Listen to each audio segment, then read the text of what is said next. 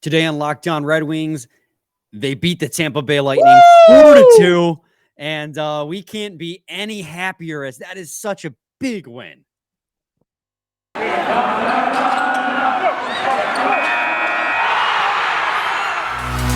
You're Locked On Red Wings, your daily podcast on the Detroit Red Wings, part of the Locked On Podcast Network, your team every day.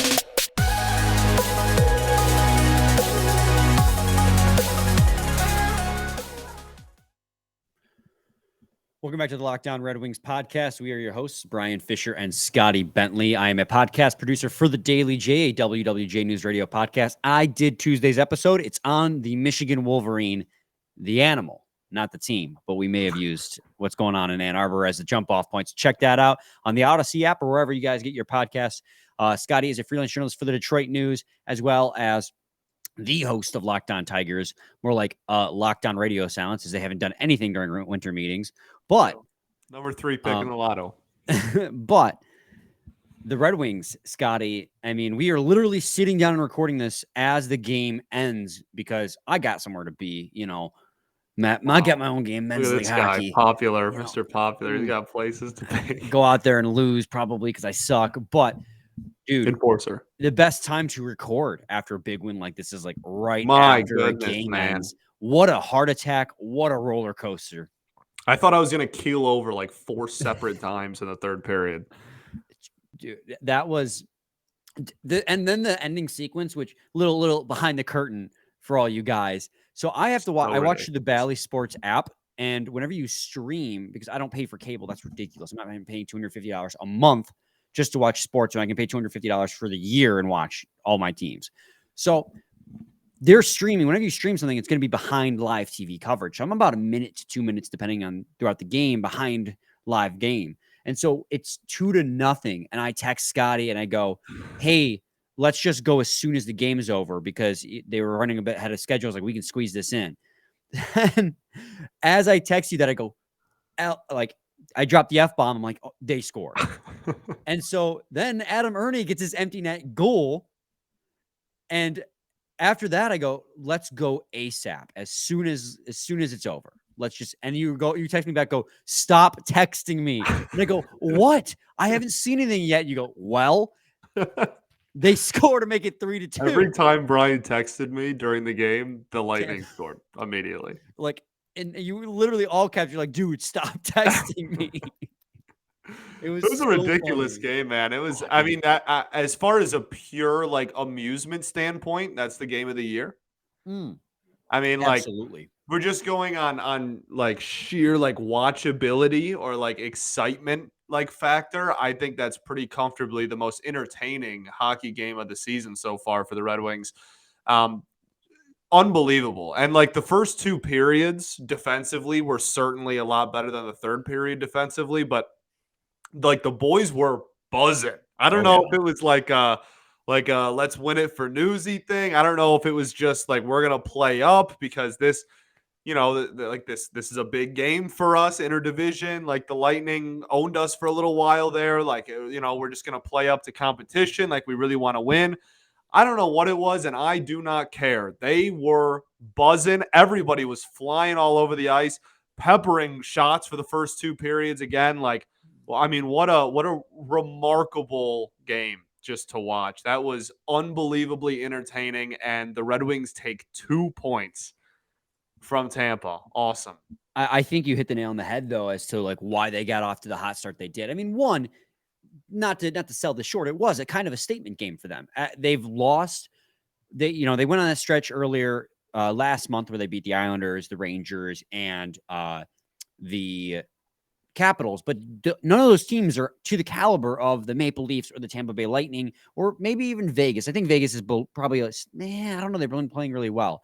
Point being, none of those 3 teams that they beat last month, well above 500, are to the caliber that these 3 teams that the Red Wings just lost to, despite playing well, have been. So this game, they probably had a fire in their asses. Let's not just play well and outplay them on the score sheet in the advanced stats. Let's actually win a hockey game. And I think what you said, Scotty, about winning it for Newsy probably had a factor. I mean, this is Derek Lalonde's first game back against his former team, where he was an assistant coach through 2 championships and 3 straight Stanley Cup final appearances. I wouldn't be surprised because we've seen how much the team has been buying into his system. It'd be very easy for me to believe that they wanted to get this win for him. And like you said, man, they were buzzing through the first 2 periods. It was back and forth hockey. It was peak hockey. And I think it starts for both teams. It starts in net because both Husso and Vasilevskiy made some unreal saves in this game. Oh, yeah. Unreal. I think Vasilevskiy... No, I mean, for the first... Well, really the entire game, to be honest with you. We're all 60, man. This was a goalie show. This was a display. Vasilevskiy and Husso, I mean, something that like the numbers would not do it justice, and that's saying something considering one of the goalies had over 40 saves. Like, that was peak entertainment watching goalies as well. Like, everything about this game was absolutely electric. And both goalies just on their head. The first period alone was insanity. Incredible save after incredible save, like SportsCenter top 10 stuff, back and forth, just going back and forth, both teams buzzing. It was unreal. And I mean, with that win, you now tie them for third in the division, and you have an important tiebreaker in the head-to-head matchup. I mean, granted, you're going to play them 3 more times, and you're a little over 25% of the way through the season. So there's a lot more a lot more season left to be played, rather. Sorry, when I get excited, I talk really fast and slur my words. It's a thing. But it's just that goaltender matchup, man. And I want to talk about Husso, obviously, but I got to give credit to Vasilevskiy too, because I mean, he made 22 out of 24 saves for a .917 save percentage in this game. And a lot of those saves were crazy because the Red Wings had really good opportunities to bury the puck that they didn't capitalize on. But then obviously Husso, I mean, the desperate Tampa Bay Lightning are probably the scariest thing I've ever seen, because in that third period, I think they outshot the Red Wings like 24-6 or something insane like that. It wasn't even close. And Ville Husso allowed 2 goals, both of which came with a man up because they pulled their goalie. He made what was the final total here? Let me double check just to be safe. He made 43 saves in this game. 43. I am blown away time and time again how much this team owes Ville Husso for the success that they've had. Not that the rest of the team didn't play well, because as you said, it was a back and forth game. They played tight with the Tampa Bay Lightning through the first 2 periods, and they gave them everything they had. It was fantastic hockey. But if not for Ville Husso, man, that third period, it would have become a complete and utter blowout like we've seen in last month and last season prior. Ville Husso's the man. He's the dog. Yeah, that is the dog. But like, it was absolutely, he is the biggest star of this game. Like, this is 100%. He deserves more credit than anybody. And it was a remarkable performance. And, again, the defense for the first 2 periods was solid, and it was like impressively solid. And I thought that it was noticeably better than we are used to seeing, especially at even strength. And then the third period, like you said, like that desperate Tampa is scary. Like that, they were on the power play and like pulling like their goalie and stuff at one point. Like, I mean, it was madness. And, they're going to consistently apply pressure. I'm pretty sure in the third period, we got outshot something ridiculous, like 25 or 26-6 or something like that. It was something insane. They almost outshot us, or maybe they did outshoot us by 20 goals, shots on net in the third period alone. Yes, I have the stat for you. Oh, 29-7. That's a 30-shot period. Yeah. Yeah. Like, not great defensively. Like, all the buzzing and playing hard in the first 2 periods definitely caught up to him, but Husso was on another planet, man, and he deserves a nice steak dinner by the rest of the team. Multiple. Yeah, right. Maybe he gets steak dinners for the entire rest of the week. To put a fine nail in the coffin, which is us drooling over the goaltending performances in this game. we talked about their save percentage, but I love to look at the goals saved above expected to talk about exactly how many goals did these goaltenders save, above what the scoring opportunities had. Andrei Vasilevskiy, and like we said, to his credit, had a fantastic game as well. His goal saved above expected was 1.08. So he saved a goal. It would have been, if he had been an average goalie, if he had a 0 goal saved above expected, this would have been a 5-2 game. Probably less than that, actually, because 2 empty net goals. Right. If not for Ville Husso, though, the Tampa Bay Lightning would have scored 3.5 more goals. So somewhere between 3 and 4 more goals. So preposterous. Goals saved above expected in this game, 3.43. I'm not sure I've ever seen a goal save above expected that high, like ever. I think he had one almost that high in the shutout against the Predators, which, that game you abandoned me for. Right. That makes sense. That's nuts, dude. He played out of his mind. When we come back, we'll continue this conversation on this game. There's so much to talk about. We have to give props to the forwards who showed up. Jonatan Berggren, especially, man. I'm loving everything he brings to the table. The second line as well.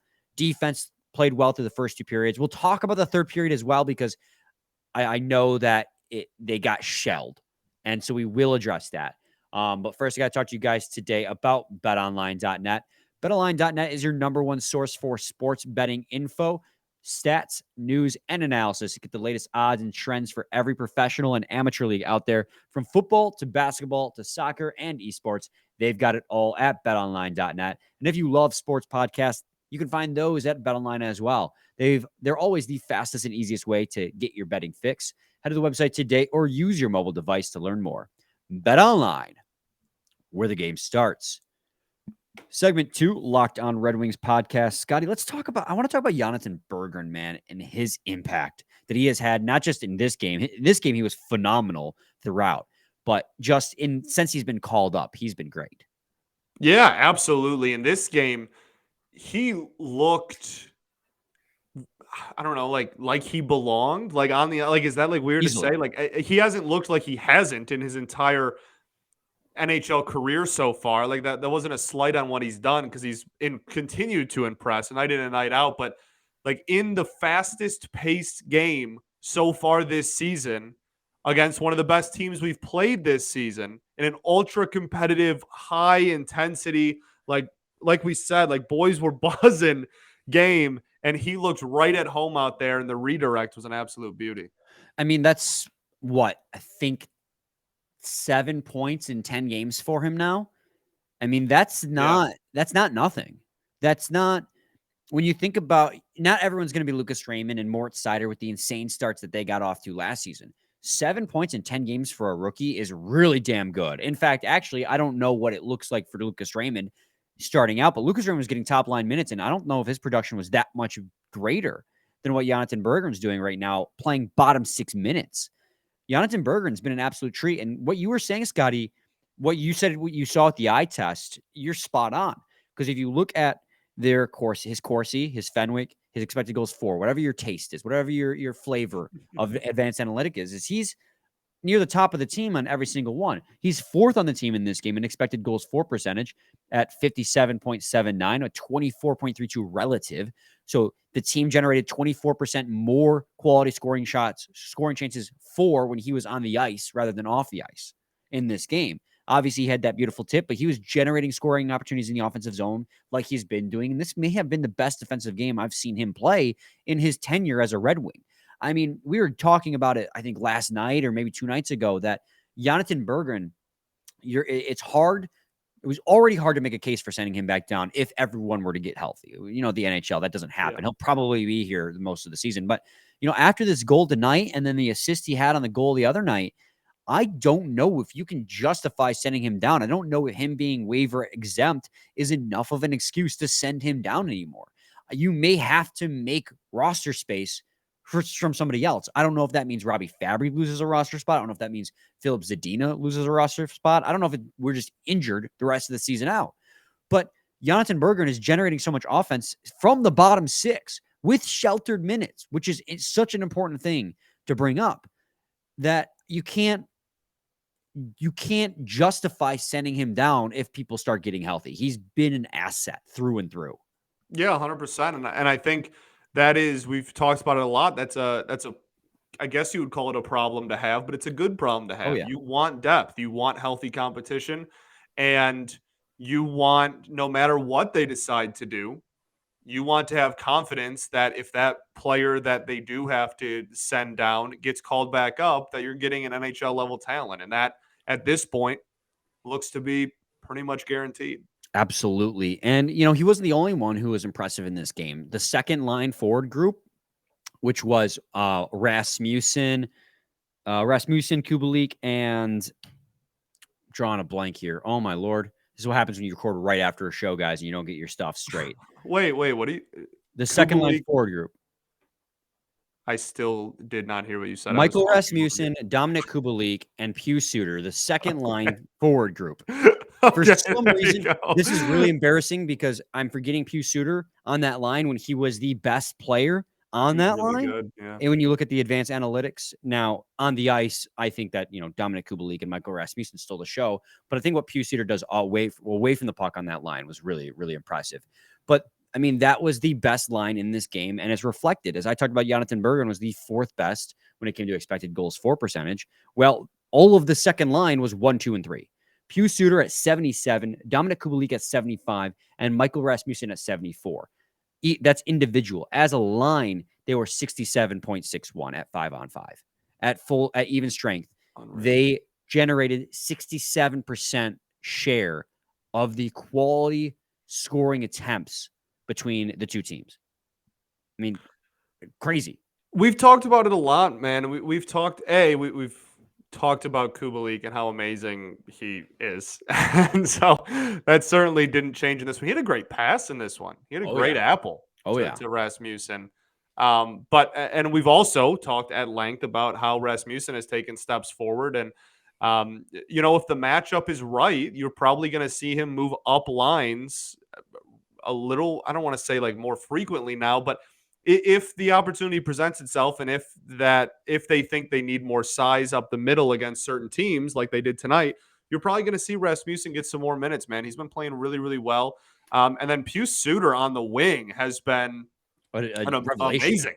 It's been awesome. And like, we penciled him as like 4C, I think, coming into the season, and he was brought in as a center, and he played center and last year and whatnot. And having him move over to the wing, because now for the first time in what seems like a century, the Red Wings actually have like more than 4 centers on the team when healthy. And like, you can afford to move Suter over to the wing. He's been fantastic since that move has happened. Yeah. So, I mean, another guy that like in a new role is making a very, very solid argument to not be one of the players in consideration when everyone's healthy again as well. Yeah, I mean, we talked about it, and you just mentioned it. Pius Suter, I had slotted as maybe the 5th center on this team coming into the season, and they moved him to the wing because there wasn't enough spots in the center. And as you just stated, he has been a revelation for the Wings at wing. We were both on the keep Rasmussen at center train because he's got the potential, and he was playing really well 3C. And he's just furthering the point that I made yesterday that Kopp moving down to 2C has more to do with Rasmussen's play than it does Kopp's play. Right. Now, would I like to see Kopp continue to get better? Because I don't think he's at full 100% yet. Yes.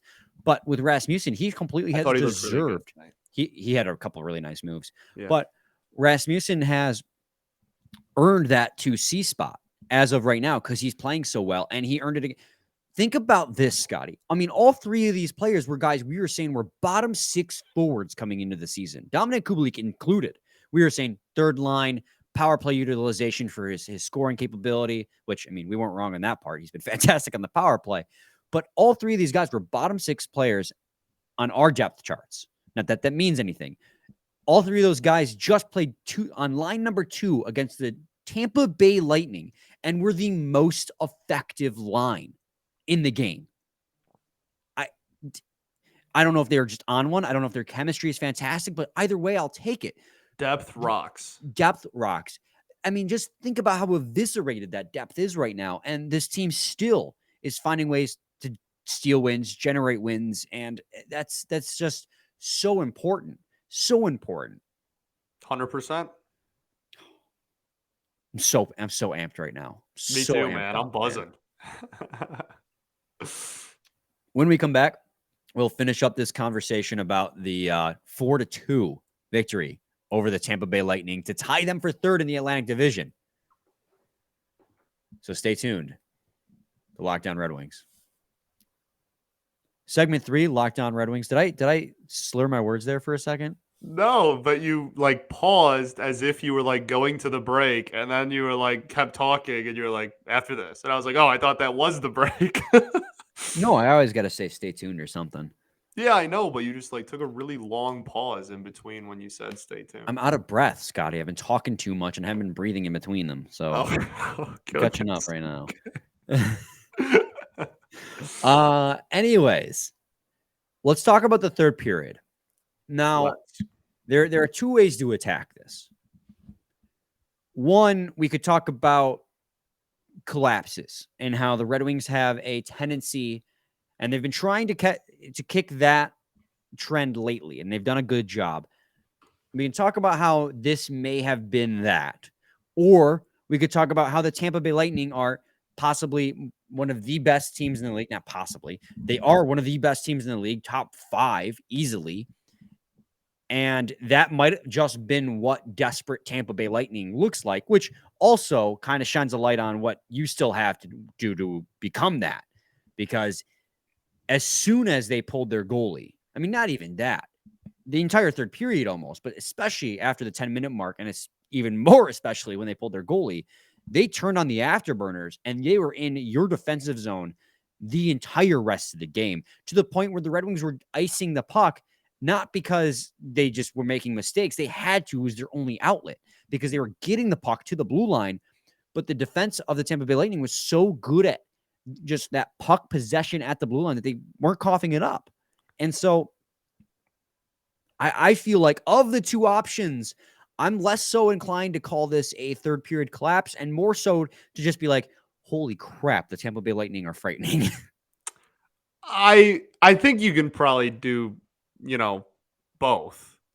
Like, I think that you can acknowledge, like, yeah, like that was we give a 30-shot period. Like, I think that it's possible to be like, that was not great, and that was a little bit of a. I mean, it wasn't a collapse. Like, we won, and we won by multiple goals. Like, it wasn't a complete collapse, but it definitely was a lot different of a period than the first two, certainly. And so I think both are true. I think you can be like, okay, we need to get to a point where we can play at the level we did in the first two periods for all 3 periods, because that's been something that we've honestly talked about in against a lot of teams, period. I mean, we just had that conversation, or at the end of last week, about the third period collapses and such. So I think you can acknowledge, like, hey, this is still something that this team needs to work on pretty drastically, but also,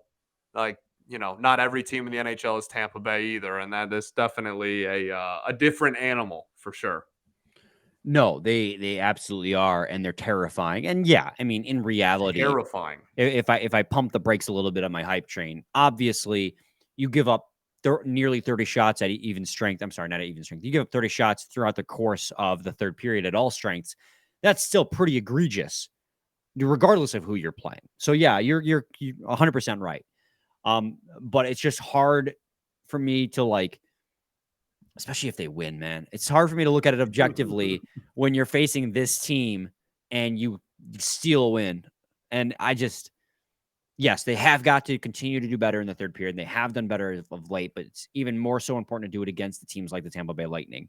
If it weren't for Husso, again, this would not have turned out that well. And the defense played well up until that third period. In fact, I would almost argue they continued to play well, considering what was happening in the defensive zone. The fact that it didn't completely collapse is almost, a kudos to them. It was just a wild game. And I mean, I think the wildest statistic in this game overall, Scotty, and I tweeted this out before the game was over, it was midway through the second, giveaways in this game. Detroit Red Wings, 1 giveaway. Tampa Bay Lightning, 16 giveaways. Not takeaways, giveaways. Mm-hmm. Now, giveaway would imply, and we saw this in the game, giveaways implies that the Red Wings were swarming so much in those first two periods. Because if I recall, it was 16 when I tweeted it out during the second. Red Wings didn't force another giveaway in the third period. They were swarming so much that Tampa Bay didn't know what to do with the pressure, so they just coughed the puck up, and the Red Wings took advantage, which helped lead to that Rasmussen goal. So the Red Wings come out of the gun and they swarm like that. You're going to get opportunities even against these teams, because despite the team, not everyone's going to be able to handle pressure that well, especially if you're a really good team that's not used to it. Yeah, the first period, I think, especially just felt like a lot. I know like turnovers in hockey is a weird stat because, like, who really knows what it's like rather subjective. But I mean, it just felt that like doesn't fit our narrative. Don't say that.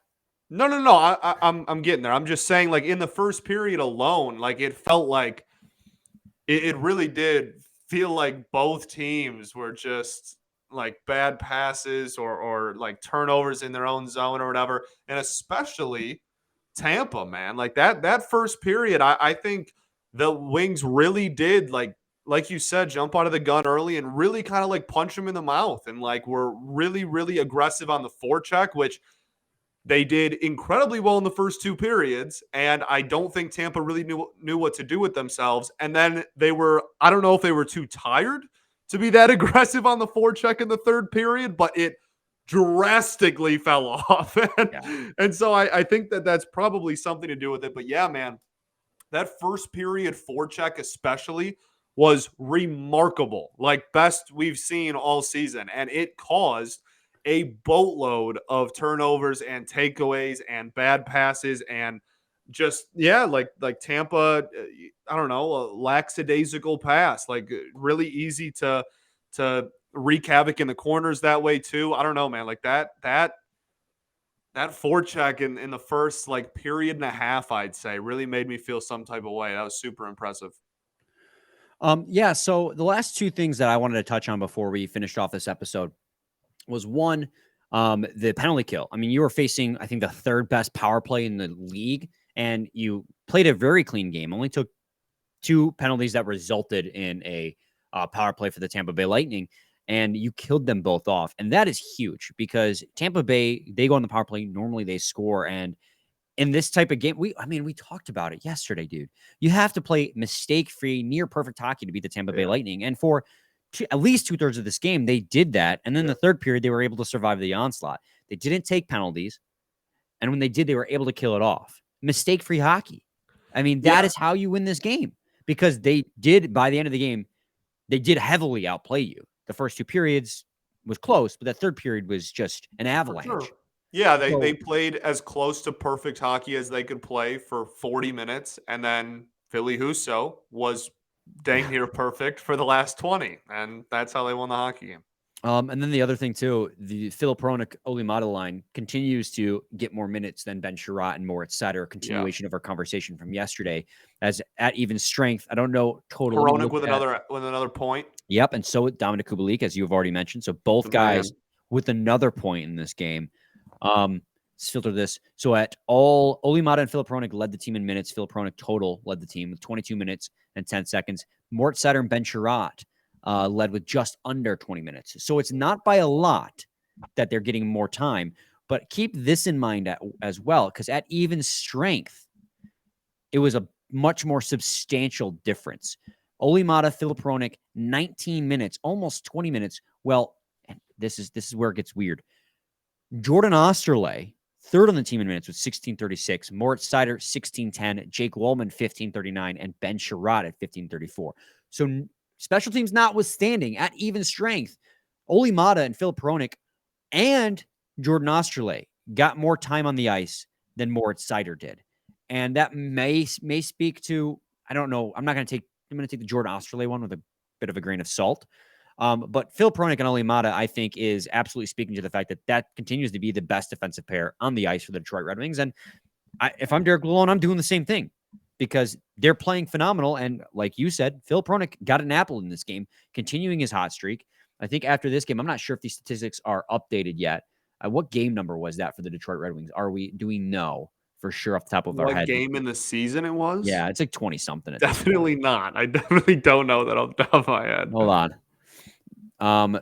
Okay, well, it's updated their record now, so it should be updated on What's the the stat record? sheet.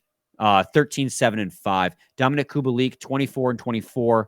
Phil Peronic, 22-24. I think that might not be updated yet. So either way, both stay at a point per game, or Phil Peronic just shy of a point per game. It's just, I mean, outside the onslaught, that was the third period. I even with that, I'm just beside myself with joy. This is a great feeling, man. And those are the like. They're gonna lose games that like they're obviously not gonna like win out like like you're not going to win.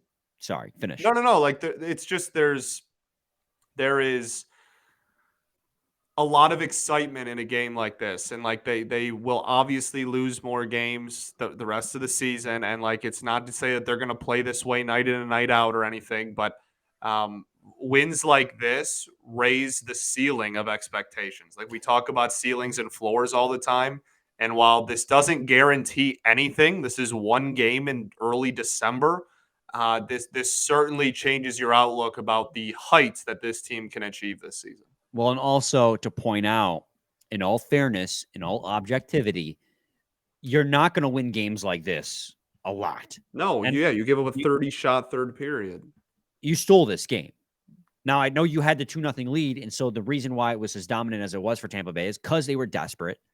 But you don't win games giving up a 30-shot third period and having less than 10 yourselves that often. You stole this game. So while it's all fine and good to be excited, and we're all excited, and we're all happy this happened, we got to stay objective and realize that you can't make a trend out of this. Yeah, still adjustments to be made for sure.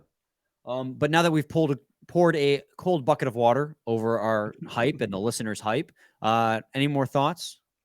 We ball, baby. We absolutely ball. Third in the Atlantic Division, just surpassed the Tampa Bay Lightning. Let's go. We'll be back tomorrow with a new episode. Same time, same place. It's your team every day. Every day.